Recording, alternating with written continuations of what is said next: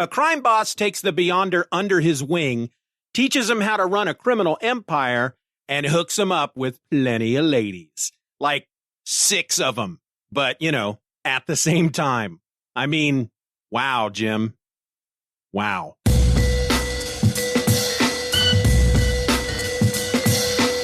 Here it is, folks. Kick the can and damn the man. It's time for Event or Else, the podcast where I go through most every major Marvel and DC event, one issue at a time, one episode at a time, all in the hopes that maybe one day my father will finally tell me that he loves me. I'm your host. My name is Steven, and that was a joke, y'all. My dad loves me. He's told me so plenty of times. So don't go feeling all sorry for me, okay? At least not for that. I mean, there are countless real reasons to feel sorry for me, but that could be a podcast all by itself. Instead, why don't we talk about Secret Wars 2 issue number 3? That's why we're here. At least that's why I'm here. I can't speak for y'all. Anyway, this issue sports a cover date of September 1985, but it hit the shelves in July. And the title of the issue is This World Is Mine. It was written by Jim Shooter, pencils by Al Milgram, inks by Steve Aloha, letters by Joe Rosen, and the colorist was Christy Scheel. This issue of Secret Wars 2 continues from Fantastic Four, issue number 282, and it goes a little something like this. After being rousted by a cop for sleeping on a street corner, the Beyonder wanders off to continue his exploration of New York City. Along the way, he meets a prostitute named Toots, who, of course, asks him if he wants a date. The Beyonder, exhausted from just being out doing things in his human body, straight up yawns in her face. Toots tells him that he should rent a room at a local hotel and get himself a good night's sleep. Furthermore, she'll come with him and tuck him in. Know what I mean? Know what I mean? Nuts, know what I mean? Say no more. But, she continues, she ain't going nowhere until she sees some cash. Recalling what he'd learned about money in the previous issue, the Beyonder makes a bar of gold materialize out of thin air. Toots, who doesn't believe for an instant that the gold is real, is a bit creeped out over the encounter. The Beyonder then teleports away, materializing in the lobby of the nearby Columbus Hotel, which is quite the shithole. The proprietor, thinking that the Beyonder is rich based only on the suit he's wearing, rents him a room with plans to rob him in the middle of the night. A bit later, as the Beyonder is having a good snooze on the floor of his room, he wakes to find he is no longer alone. In the room with him is Toots, her pimp Chulo, and Chulo's boss, Vinny.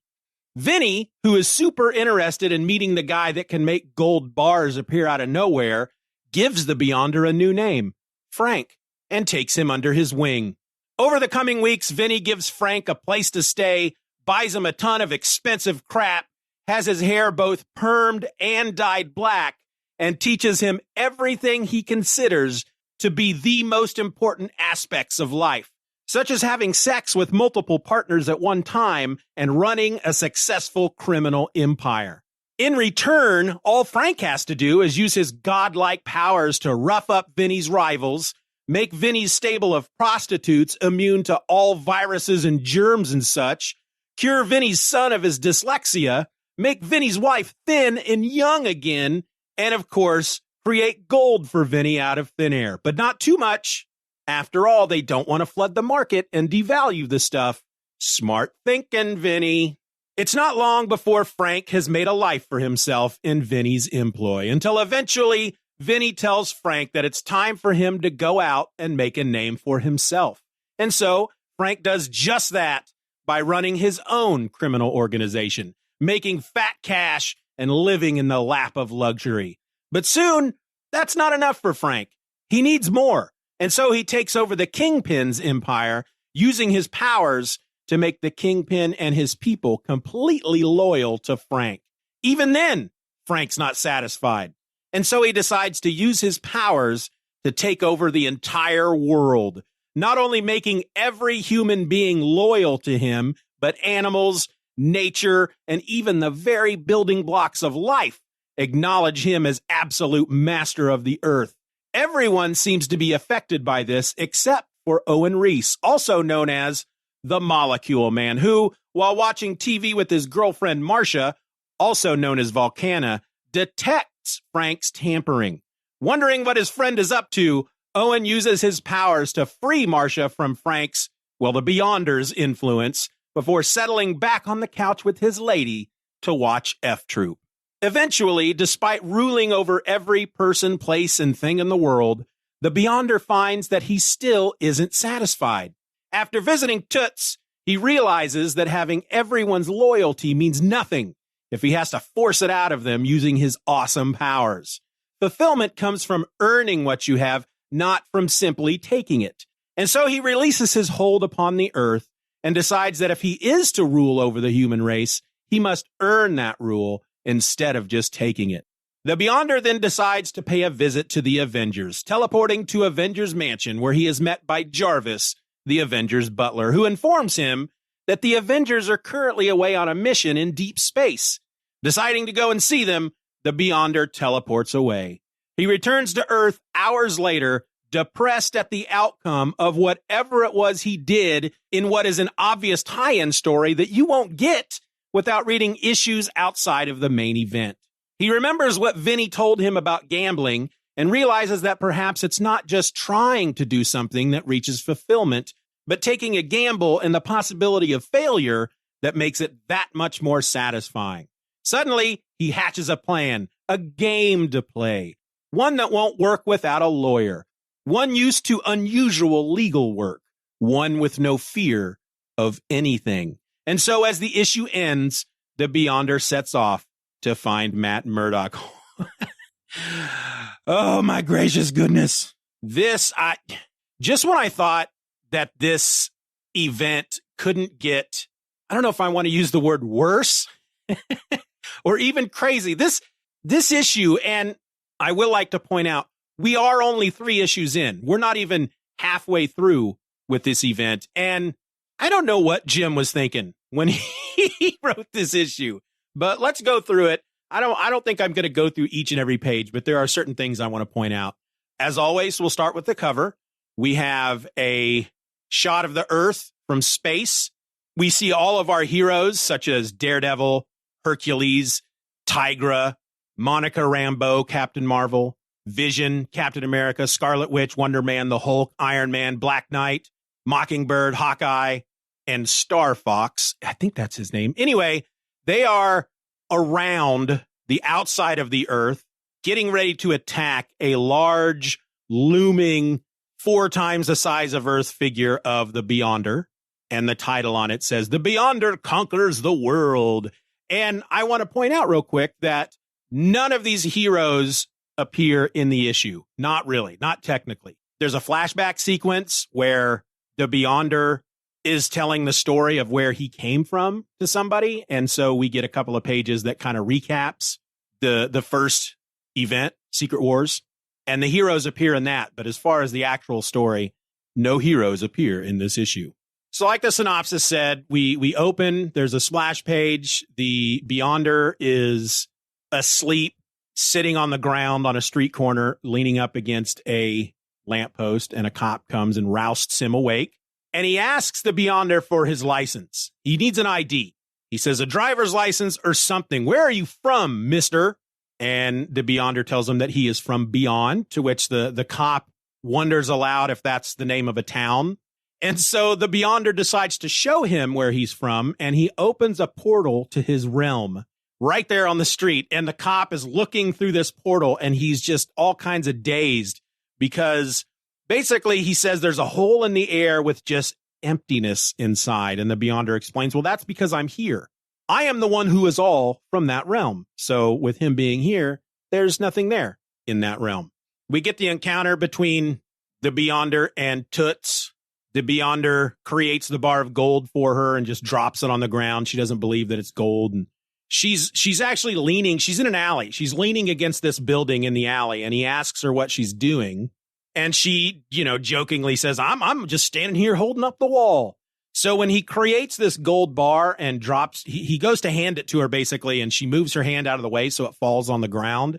She kind of freaks out a bit and she backs away from him, to which he points out that she's no longer holding up that wall. And so he creates these massive like, well, they look like concrete, but I'm sure there's some kind of alien material. But he creates these massive structural supports to hold up the wall. And that's when she screams and she's about to run away, but he teleports away into the lobby of the Columbus Hotel, which is very near them. It's the hotel that she suggested they go to so that she could tuck him in for the night. Say no more, now what I mean, nudge, nudge. And he is given a room. They tell him that he doesn't have to pay. He says, you can pay me in the morning because you look so trustworthy, the guy says. And this guy is about as smarmy looking as they come. And of course, he's thinking to himself that the guy's obviously rich, so he's just going to rob him at night. He goes up to his room. He figures out where his room is. And I should add that as he's going up the steps, he's not actually walking up the steps. He's making the motion. It looks like he's motioning the act of walking, but he's about 3 feet above the stairs, just hovering in the air. And he notices that there's a number on his key that matches a number on a door. So he figures that's his room. That's where he's supposed to stay.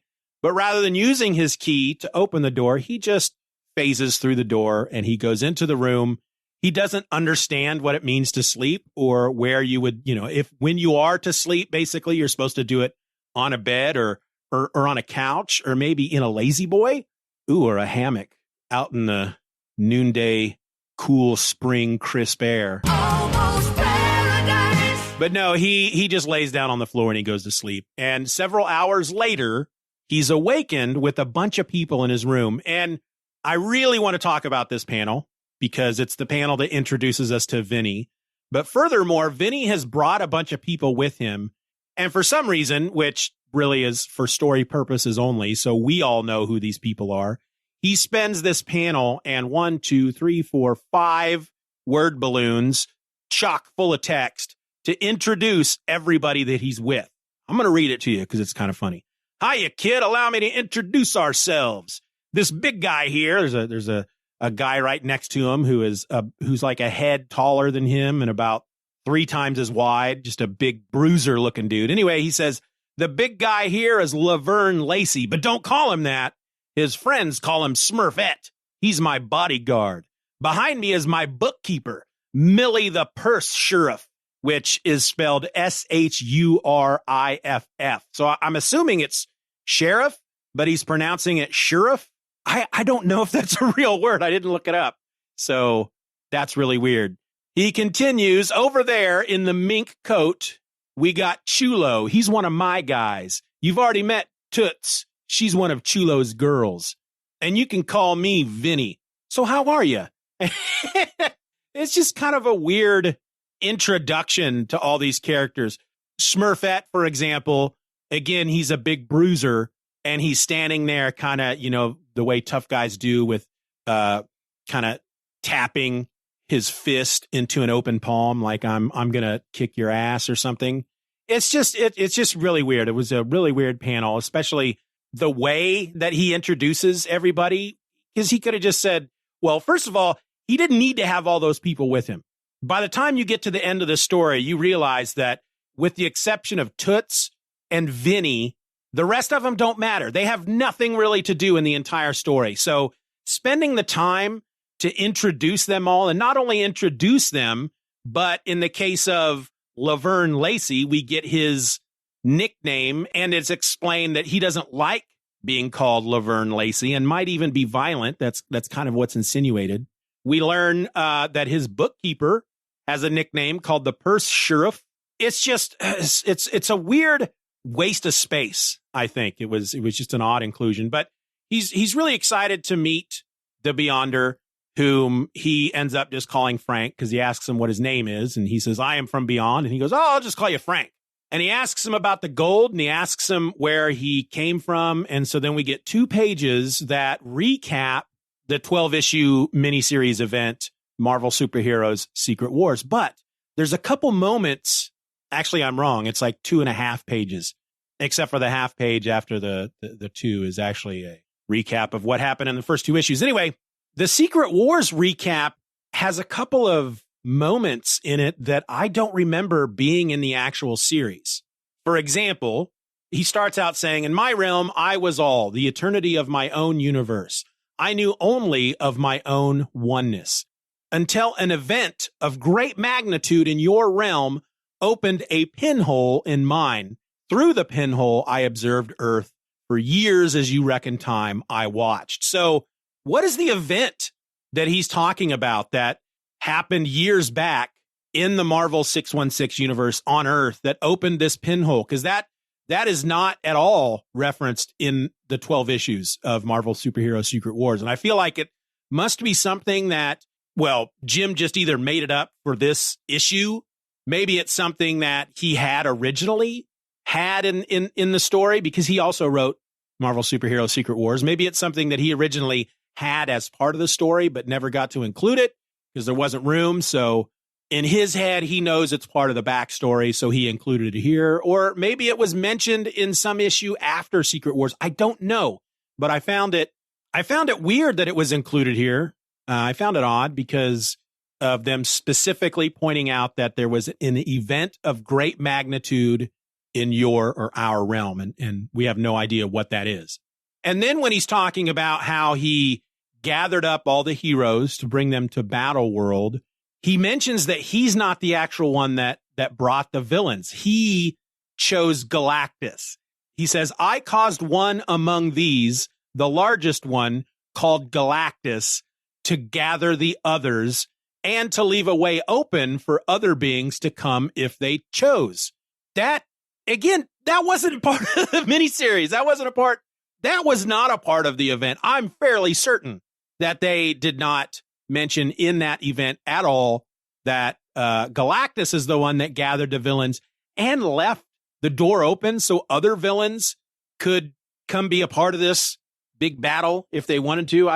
I don't know. Once more, I don't know if that was something that they had mentioned outside of Marvel Superhero Secret Wars. I don't know if this is the first time that has ever come up.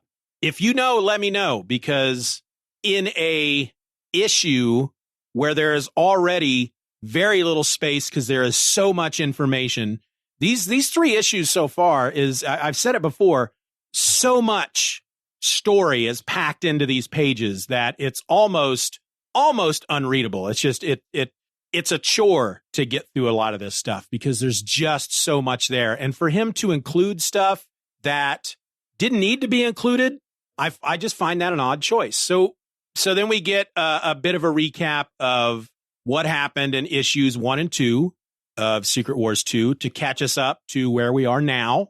And after hearing his story, Vinny tells him that he thinks he can help.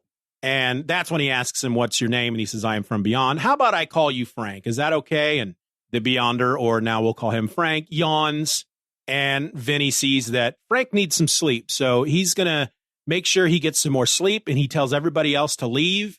But he wants Toots to stay behind and keep him company. Oh, wicked! You're wicked, eh? Nudge, nudge. And so they leave the room, leaving Frank. That's what I'm going to refer to the Beyonder as for most of the rest of this conversation. They leave Frank there alone with Toots, she sits down on the bed and she goes, well, Frank, here we are, huh? She kind of pats the bed and says, maybe you should try sleeping on the bed this time. Come here, honey. She seems very nervous. And as I'm getting to this point, having not reached a further point in the comic yet, I'm wondering if Jim is trying to insinuate that the Beyonder and Toots have some sex. And I feel like that's what he's trying to insinuate, but my naive Marvel zombie brain, who remembers this from back when I was, God, how old was I? 13 years old when this came out. So my 13-year-old brain probably didn't pick up on that at all and just assumed that everything, that kind of stuff didn't happen with superheroes and whatnot in these issues. So I'm kind of dismissing it in my head. Nah, that's not what he means. That's not what's happening here. And the story jumps forward then at that point, like 7 hours, and Vinny takes Frank and Toots out to eat. Frank wants to go back to the hot dog cart where he got a hot dog and a soda in the previous issue, but Vinny's like, nah, that's not good enough. So he takes him to a big fancy restaurant. Toots is along. Vinny got her a nice fancy dress. And immediately Frank goes to eat and he starts eating the glass that the water is in. And so Toots has to teach him how to actually eat and explain that here, you use this fork to get the food and put it in your mouth, but you don't eat the fork. And he gives it a try. And he's like, that is the most amazing thing that has ever happened to me in my entire life. And so he starts chowing down. They take him to an ice cream shop where he just inhales a bunch of ice cream. And then we go to the next panel. It says later that evening, Frank is laying on a bed with 6 girls surrounding him. 6 girls in their underwear, mind you. It's an outrage. It's a scandal. Toots is there. She's back in her, I guess you could call it her prostitute costume. And she looks very upset. She's telling Vinny, I could have handled this part of Frank's education myself, Vinny. You didn't need to bring these other girls. And so just that one balloon tells me that, yeah, Frank's about to have sex with 6 girls at the same time. Oh, my, my, my. The Beyonder, who had Spider-Man teach him how to use the toilet in the last issue and had a prostitute teach him how to use a fork to eat food in this issue, is now going to have sex with 6 other prostitutes at the same time. It just offends my sensitive 13-year-old Marvel zombie sensibilities. The next day, they buy Frank a new outfit. It's like a purple frickin' jumpsuit because, as Vinny said, it looks like he's in Duran Duran now with his jumpsuit here. He calls it the mod look. The tailor who is fitting him for this jumpsuit, which may be made completely out of leather, it does kind of remind me of what Eddie Murphy wore in Raw. But the tailor is asking him, he says, just hold still, Mr. And Frank, of course, says, I am from beyond. And the guy says, Bayonne? Nice town if you like Jersey, but what's your name? And he says, Frank. And he goes, oh, hold still, Mr. Frank. And then we get a bunch of scenes where Frank now is going out to help Vinny with his business. He roughs up the competition, some guys, some punks, as Vinny calls them, who are trying to muscle in on his racket. We get the panel where Frank is standing there, and there's literally, I mean, there might be 1, 2, 3, 4, 5, 6, 7, 8 women in this line, but it's drawn in such a way that it looks like the line of prostitutes stretches back into infinity.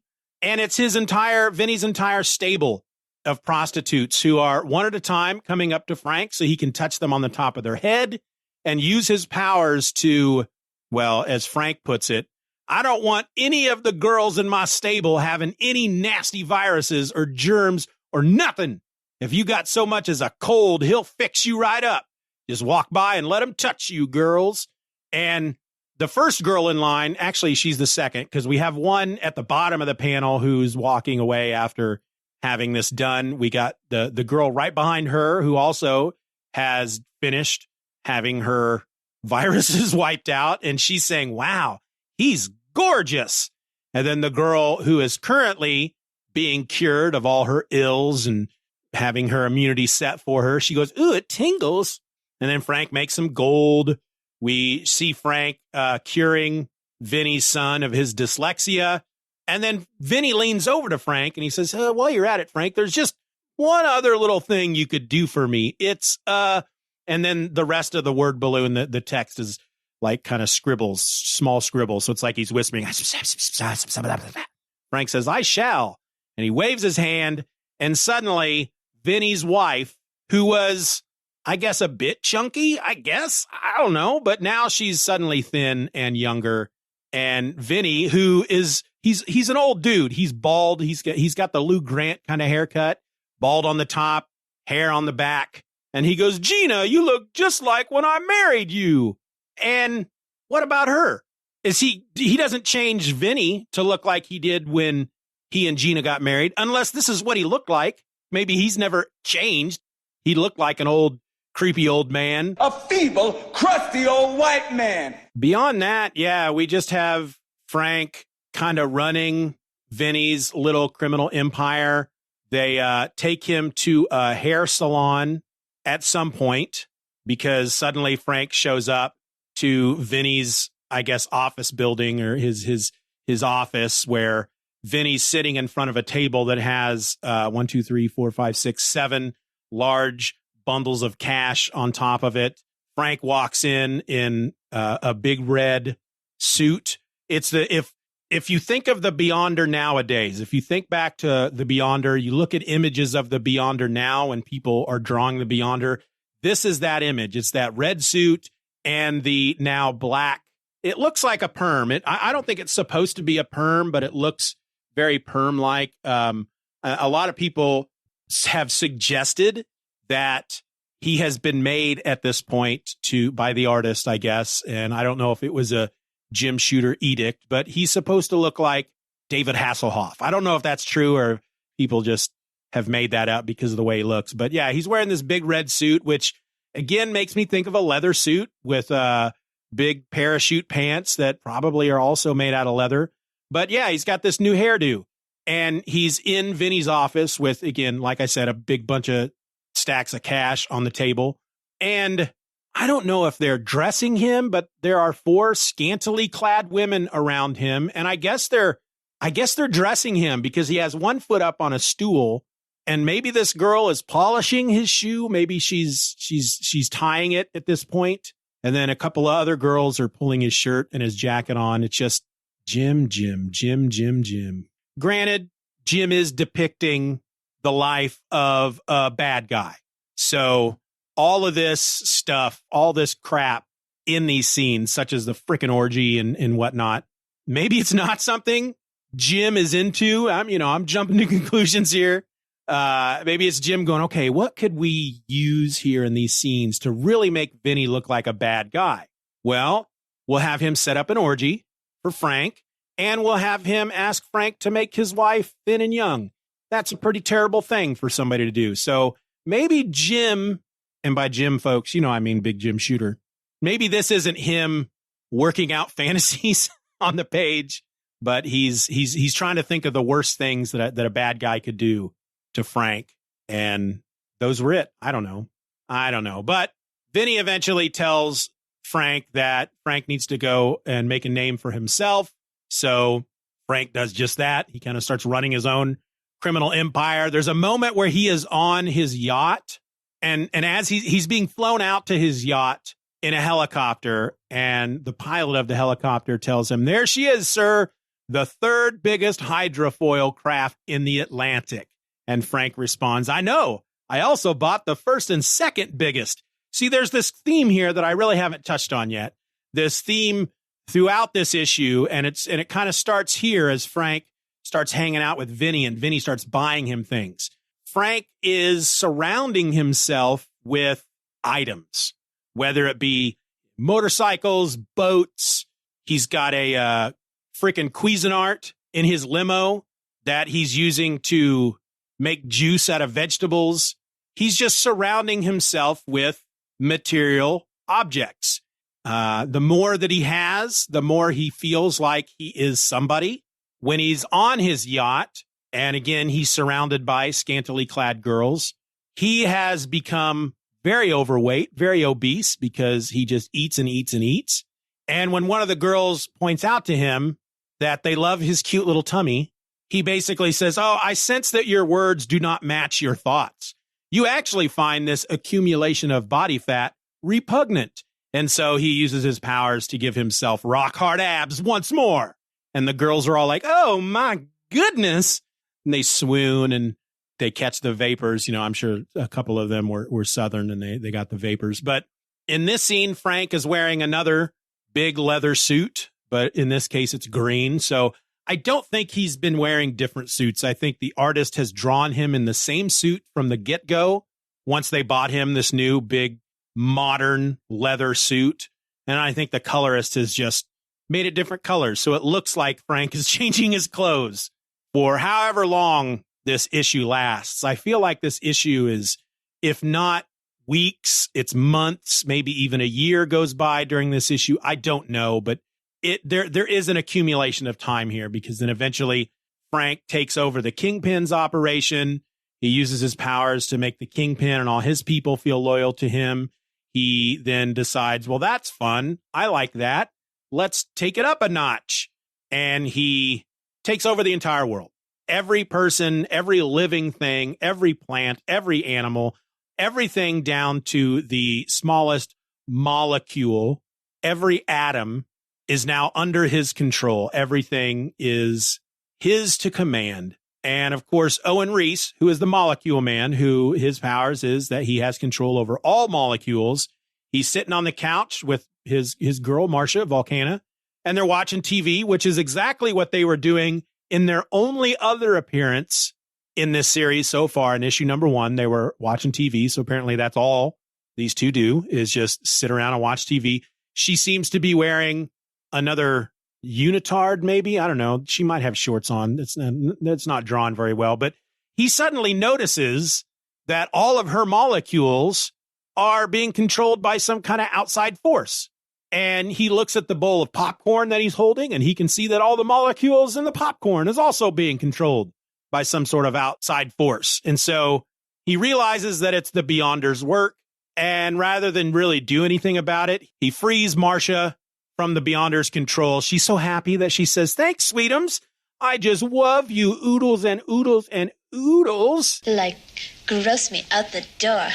And then they go back to watching TV. And he says, "Pass the popcorn, Smuggle Bunny.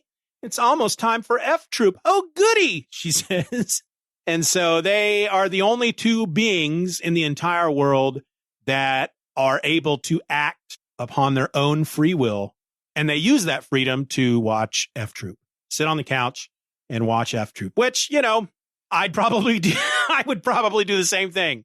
I don't think I would choose F Troop. I don't know that I've ever watched an episode of F Troop, but if I had the powers of the Molecule Man, yeah, I'd probably use them so that I could just stay home and do nothing all the time. That would be pretty freaking awesome. Almost paradise. So there's a moment after this in which the Beyonder meets a character by the name of Circuit Breaker, who actually comes out of the Transformers comics. And we get an editor's note to tell us to look at Transformers number 7 to understand who Circuit Breaker is.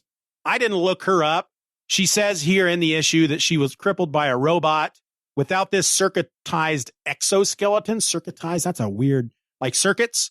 She basically is covered in like these metal, like circuitry. Some of the skin is showing in various places, you know, all the right places, if you ask me, you know what I'm saying? Because that's what they did with comics. But she said without this exoskeleton, she'd be helpless. But with it, she has the power to avenge herself. She says she hates robots, especially those which think and act of their own volition and seem to be alive. She's referring to the Transformers. It's really kind of interesting that we have a character from a book that technically is not a Marvel book. Marvel had the license at the time. They were doing G.I. Joe comics. They were doing Transformers comics. They were doing ROM, Space Knight. You know, these are comics based on toys that Marvel had the license to do. And so it's interesting that he includes a character from the Transformers comics, but really with the exception of this one editor's note that says for more on Circuit Breaker, see Transformers number 9. The name Transformers, you know, Optimus Prime, Megatron, none of that is included in this at all. She refers to them just as robots who seem to be alive, but they're not alive. They're soulless mockeries of life, cold, dead steel. And for all their intricate programming, they have no true free will, no spirit, no creativity, because they lack the spark of life.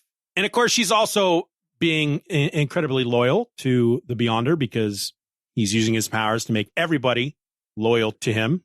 And then eventually Frank runs into Toots again. She is no longer a prostitute. She is a waitress.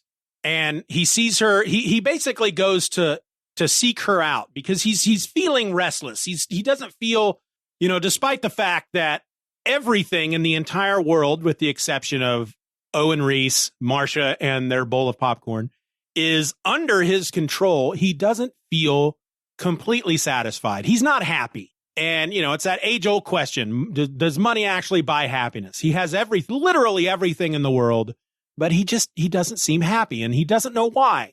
So he goes to find Vinny. He teleports to find Vinny to ask him for advice. And he basically asks, he says, why am I not content? Why do I still know desire? And Vinny's response is, beats me, sir, which he's calling him sir because, of course, Vinny is under his control. And the Beyonder's very frustrated because he's doing everything he thinks Vinny would do. He learned all this from Vinny. And so he teleports away and he finds Toots. So he can ask her what to do because she, as he puts it, you taught me much that first night. Perhaps there is yet one more thing that you can teach me. Of course I shall, sir, if I can, she says, because she's an automaton just like everybody else. He says, I possess all there is. Why is that not enough? Do you know? Her response is, I know that I am yours. Every bit of me. I worship. And he interrupts her. And he realizes he's not going to get an actual, true, honest answer out of her as long as she's under his thrall. So he frees her from his control. And she tells him that, she's really happy to see him. She tells him that she's given up her old life working for Cholo. She's got a regular job now. She's a waitress. And she tells him that it's all thanks to him. She says, you see, I never had much and nobody ever treated me nice, but you did. And when you said people were just people to you, I realized that I could be like other people, like decent people. And she kisses him and she tells him that she loves him. And then she goes on to work. And it's because of that kiss that the Beyonder realizes that if he wants happiness in life, it's something that he has to work for. He has to earn it. He can't just take it. He feels like he got this kiss from Toots. She gave that to him of her own free will, and she did so because he was a nice person to her. And so in essence, he earned that kiss, which apparently he really enjoyed. And so he frees the entire world and then immediately goes to the Avengers Mansion for some reason that they don't explain at all in this entire issue. He just goes to the Avengers Mansion, knocks on the door. Jarvis answers. He says he wants to speak to the Avengers. Jarvis asks him for his name. Who shall I say is calling, sir? He says, I am from beyond. Jarvis, of course, has heard of the Beyonder. The Avengers have talked about him, and I'm sure they have files on the Avengers. That doesn't make sense. And he explains to the Beyonder after he invites him in and gets him some tea that the Avengers aren't actually there at the moment. They're off in deep space. And I guess it is here where he kind of says what he's wanting of the Avengers, because after Jarvis tells him that the Avengers aren't in, he asks if there's anything that he can help him with. And the Beyonder says, perhaps conquering the world, I found, did not bring an end to the desire, but instead caused a greater sense of unfulfillment, of incompleteness. Possessions and power do not bring fulfillment. But moments ago, I enjoyed a most rewarding experience, the gratitude of another being. I would like to know more of this. Basically, he knows that the Avengers, being superheroes, that they do what they do not for the reward, not for the money, not for the love of the people. They do it because they want to help folks. They feel good knowing that they are helping other people. And he wants to know more about that. So I guess when I said earlier that they don't tell us at all in this issue why he wants the Avengers, I was talking out of my butt. I didn't know what I was talking about because obviously they do explain it. He wants to know more about what it's like to do selfless acts, basically. The reward you might feel from doing good for no other reason than wanting, a desire to help others, not in doing so in order to get something in return. And he explains to the Beyonder, or Jarvis explains to the Beyonder, that they are in the Skrull galaxy right now, and immediately the Beyonder just teleports away. And then within 2 panels, he's back in Manhattan. It's, according to the caption box, hours later, his shirt that he's wearing under his big red leather suit is in tatters. It's torn. He's very sad. He says, I really made a mess of that. It was horrible, disastrous. Oh, well. And then that's when he strikes upon his next plan and says he needs to get Matt Murdock in order to do it. And that's where the issue ends. It has a bit at the bottom. When you get to the end of the issue, it says the story continues in Daredevil number 223, wherein the services of Nelson and Murdock, attorneys at law, are retained by the One from Beyond. And in Hulk 312, wherein the One from Beyond learns of the many other dimensions and realms which are part of our many-layered universe, Asgard, Dark Dimension, and Mephisto's realm, to name a few, and also learns the length and breadth of a man's soul trapped in the body of a savage green Goliath. In Avengers 260, find out just what happened in the Skrull Galaxy. It's ...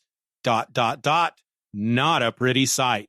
And then 1 month from now, which for us folks listening to the podcast a week from now, the threads of the epic saga of the Beyonder are gathered again in Secret Wars 2 number 4, which guest stars the Avengers, sort of, Alpha Flight, the cast of ROM, briefly, and the Dazzler. Do not miss. Love is the answer. So we're going to talk about this every single episode, of course, because with this podcast, I'm, of course, reading all these DC and Marvel events, and I'm only reading the main titles. I'm not reading any of the tie-in issues, and this is only my third. This is season 3, of course, but it's the first one in which you have to read the tie-in issues to really get the entire story. And the way it's gone so far is what they've done, what Jim has set up here is he tells the first part of the story in issue 1. You then go to other titles to continue with the story, which then leads into issue 2. Issue 2 continues in the tie-in issues, which then leads into issue 3, and then so on and so forth. So the big question, of course, that I have to ask every episode is, can I get everything I need to get about this story? Can I understand what the story is about? Can I follow along without reading the tie-in issues? And yeah, so far, yeah, I'm not having any trouble following along. However, I said it last episode, but 3 issues in now at this point and still have no idea what the actual story is about, other than the Beyonder is trying to learn what it means to be human. And if that really is what Secret Wars 2 is about, I can understand why this was the single most hated book of 1985, because it's a freaking superhero book, and that's boring as hell. And with these 3 issues, that's really all we've done. We had issue 1, where the Beyonder comes down to Earth. He visits a writer, asks this writer, what does it mean to be human? And the writer basically talks him into giving him a bunch of powers so he can take revenge on the people that have upset him. The X-Men and Captain America try to stop this guy, Thunder Sword, I think his name was. And then in issue 2, which was mainly a tie-in to the storyline going on in the Fantastic Four at the time, didn't really progress the story any further, just more of the Beyonder aimlessly walking New York, asking people, what is life? What is eating? What is sleep? What does life mean? What does it mean to be human? And not really learning. He picks up little bits here and there, and it always seems to be the wrong stuff. And that's really the message here in this 3rd issue. He finally finds somebody who takes the time to really teach him about life, but it's all the wrong lessons. And through that, he learns that it's not about what you have, it's about what you do. And so with that lesson learned, what the frick is the other 4 issues? What the frick is the other 6 issues going to be about? I don't know. I just know that I'm sure I would be getting a lot more out of this story. I'd probably get a bit more understanding if I was reading the tie-in issues. However, I doubt that, because I don't know if I mentioned this before, but last year I was trying to read through, using the Marvel app, all of the Marvel comics starting at like 1984 or something. And when I got into 1985, I read issue 1 of Secret Wars 2, and I read issue 2, and I read the tie-in issues between issue 1 and issue 2, and the tie-in issues had nothing to do, not really, with the main story that's going on in Secret Wars 2. The Captain America tie-in issue was literally the Beyonder watching him as he fought the armadillo. And through that, the Beyonder decided he was going to change his form to look like Steve Rogers. That was the Captain America tie-in. There were 2 Spider-Man tie-ins that were mainly centered around the aftermath of the Beyonder changing the office building that the Heroes for Hire office was in, changing that entire building into gold, which then collapsed on itself and had a bunch of people inside and killed a bunch of people. And Spider-Man goes in and is on a big rescue mission, and the Kingpin is involved, and blah, blah, blah.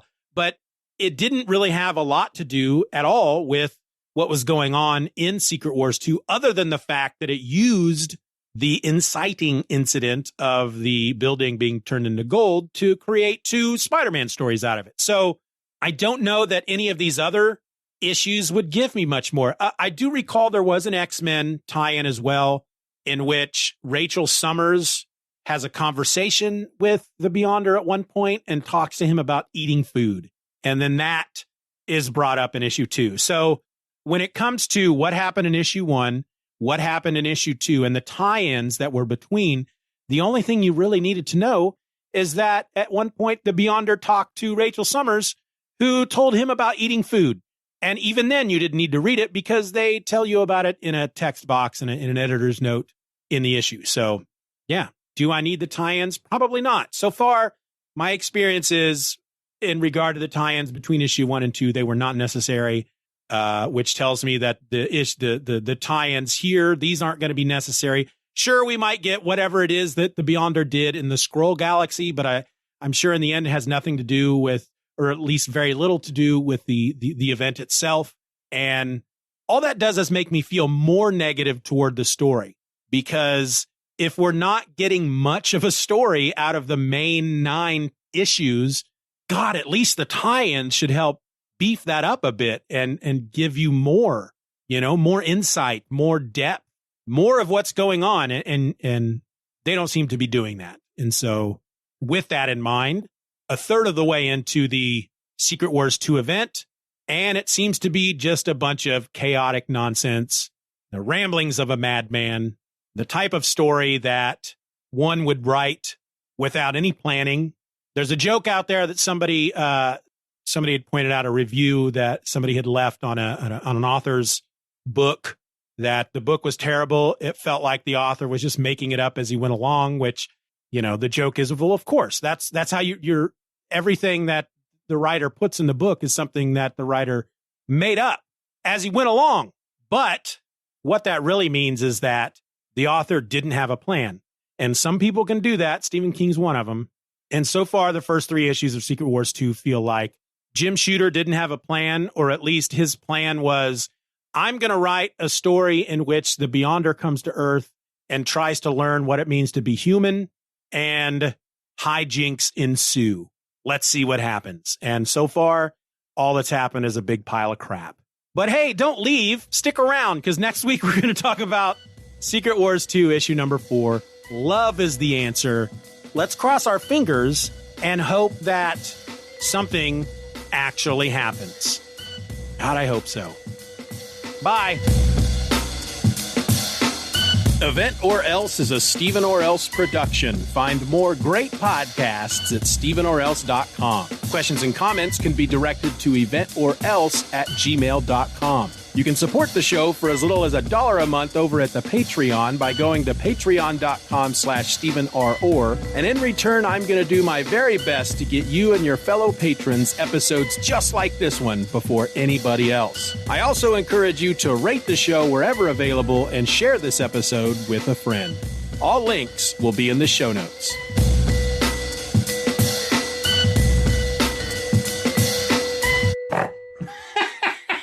There's your snort. That may go at the end of the It sentence.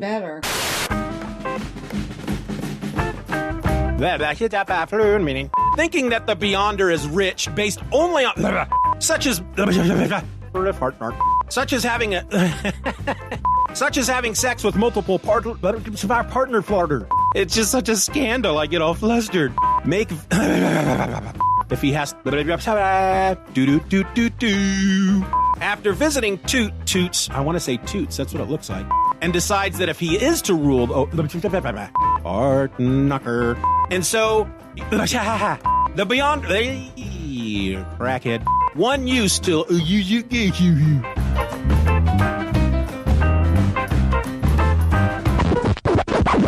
go away.